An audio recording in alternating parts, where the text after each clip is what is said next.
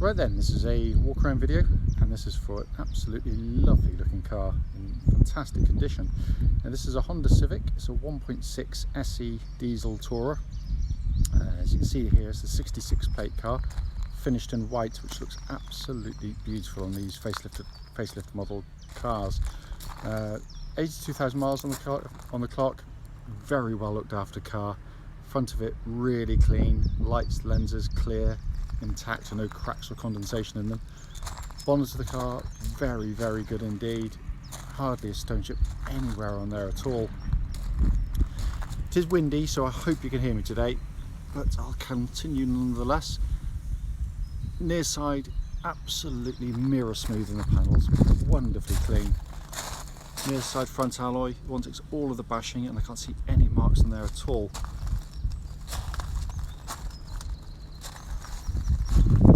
Right, so extraordinarily clean.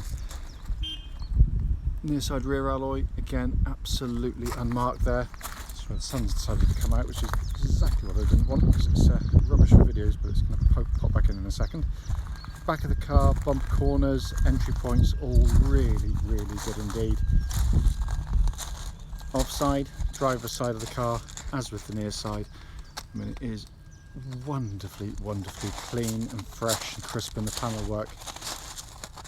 Offside rear alloy, generally good. You can see there just at the top of the wheel, there is a mark on the outside that's caught something. The whole point of the video is to try and pick up anything I possibly can. And then final alloy, again, really nice, just with a very light bit of curving right on the outside edge of the wheel, but externally, for a car of this age and mileage, it's in absolutely stunning condition.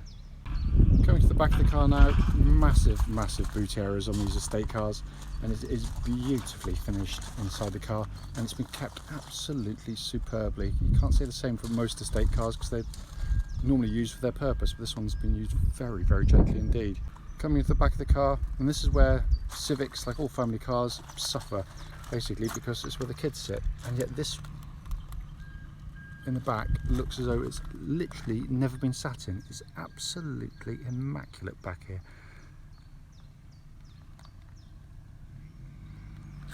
The camera does a funny habit of making these seats look kind of almost purpley. It isn't, they're black, so try and ignore what the video manages to achieve there. Coming into the front, again, all in beautiful condition. And passenger seat in the front here, again, as with the back seats, looks as though it's literally never been sat on. It's amazing. Finally come to the driver's side, and this is where you'd expect to see all the wear, and it's very little at all. It's absolutely super there. Inside the car now, engine's running to this section so the dashboard can be seen illuminated, which looks absolutely as new. I'm just going to go up here first and try not to tangle the wire. Hopefully you can see 82,490 miles recorded on the car.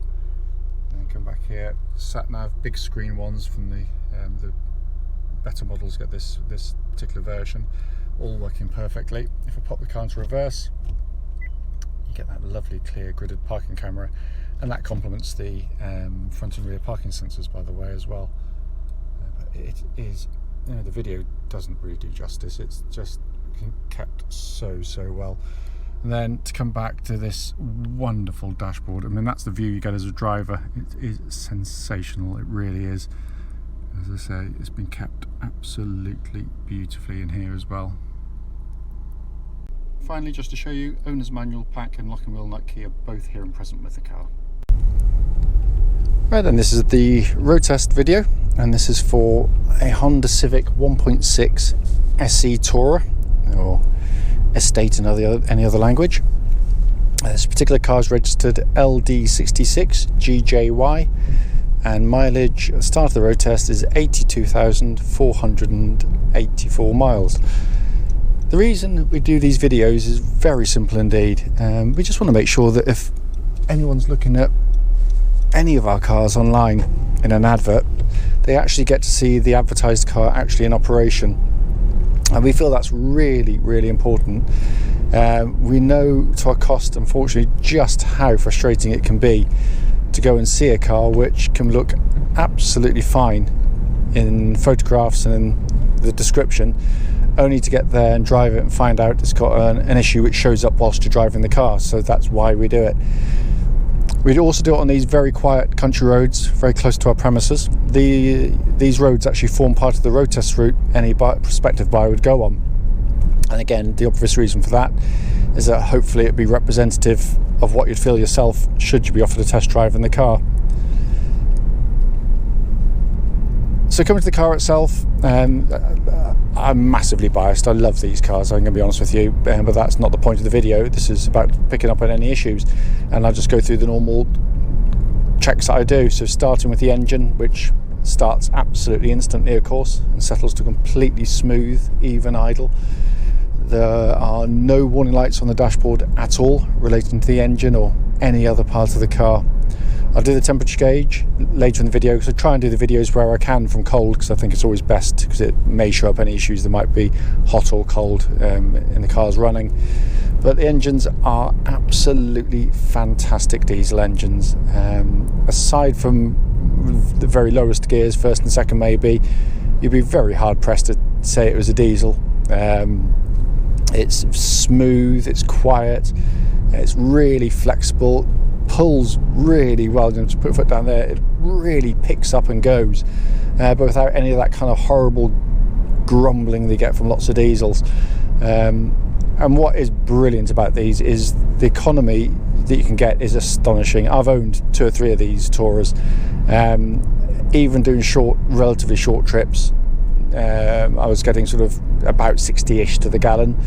Longer trips, just following the pace of the traffic and driving sort of within the limits, 70 relatively easily. So I mean, they are very, very fuel efficient. And being a Honda engine, I mean, it is by a country mile the most reliable engine in its class. They are very, very tough indeed. Problems are rare. Engine then feeds through into the clutch and gearbox. Clutch absolutely perfect on the car, bite point exactly where it's meant to be. It's lovely and smooth in operation.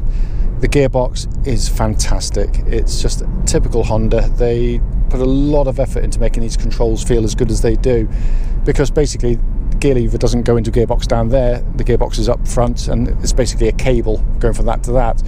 And that can mean that some car manufacturers give you quite a light, vague, lifeless gear change, which you just leave you kind of stone cold. This has got a nice weighting to it. They've deliberately built in a really lovely feel to the gearbox and its actuation. It is superb, and it feels exactly as it would have done when it was new. Just feels as tight as a drum, and the selection is crisp. There's no slack in it at all, so perfect there. Steering of the car, it tracks absolutely dead straight. There's no vibrations at this speed or any speed up to the legal limit, but it's a lovely power steering system. It's really quick and precise. It's beautifully weighted. It makes the car feel really solid and secure on the road at all speeds, because quite often you get in a car and it can have really quick, darty steering, but that can make it quite alarming at higher speeds, quite nervous when it's going over bumps. Or you can have it, the worst still I find, is where it's just slow-witted and you just got no idea of kind of realistically where the car's pointing. It's horrible, but this is superbly done. And it just, I mean, the car feels, I mean, it's ridiculous to think it's done 82,000 miles, because you could be driving a brand new car. It feels so tight on the road. It's absolutely solid as a rock. The suspension, again, beautifully tuned and matched the steering, because it can cope with the quickness of the steering. Body control is absolutely brilliant. If you're an enthusiastic driver, you'll love the car, because it really responds wonderfully well. But when you're not in the mood, well, it isn't as harsh and unforgiving. It manages to give you that directness, but without the harshness that quite often you can get with suspension that gives you that. The ride comfort is absolutely superb on the car. The damping is, say, truly brilliant, and it flows through corners absolutely wonderfully well. On road tests, by the way, I am also listening out for any kind of sort of clonks or clunks coming from underneath the vehicle. It shouldn't be there, and there's nothing at all. It's absolutely silent in that respect. Brakes on the car, make sure no one's directly behind me. With good old thump, but they're good brakes on the car, respond well, there's no grumbling or vibrations coming back through the brake pedal, so all in fine fettle it would appear. It's coming inside the car. It's not been cleaned yet. It virtually doesn't need it, and it's in such lovely condition anyway. Someone's really cherished this car. Beautifully built cars, and I think, and I maintain, this dashboard is, you know, one of the great dashboards, because it works. It's not just the fact that it looks brilliant, and again, that is personal opinion. I completely understand that, because it is a Marmite interior. Either like it or you don't. It's as simple as that. There's nothing in between really. But the fact that I think they've dared to be different, but in a way that actually works. It's not there just for show. The most conventional part, your sat nav and your dual zone climate control system, which is lovely and cold, by the way, because we checked that in a warm workshop earlier, all working perfectly. Then you got this brilliant two-tier design. So you got the upper level there, high up display there for your vehicle information. Also, when you press things like the climate control, your information's displayed up there as well as down here. And I think that's a really good idea, because it means you don't have to look down to take that information in.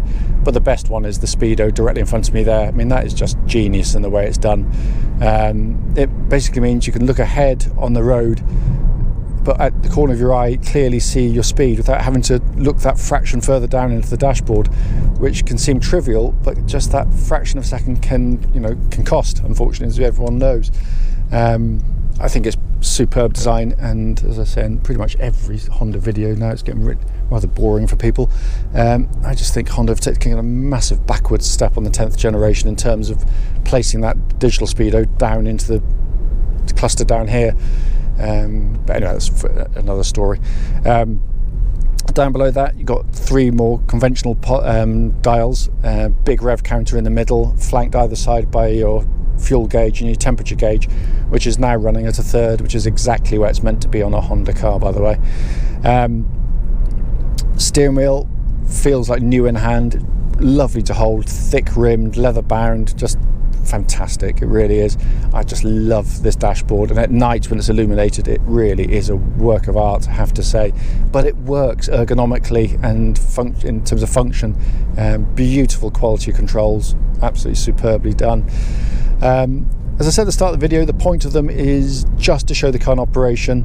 What's very hard to get across sometimes, especially with a car like this, is just it really feels like new to drive. Just feels so tight, so quiet, so crisp, so beautifully looked after, quite clearly.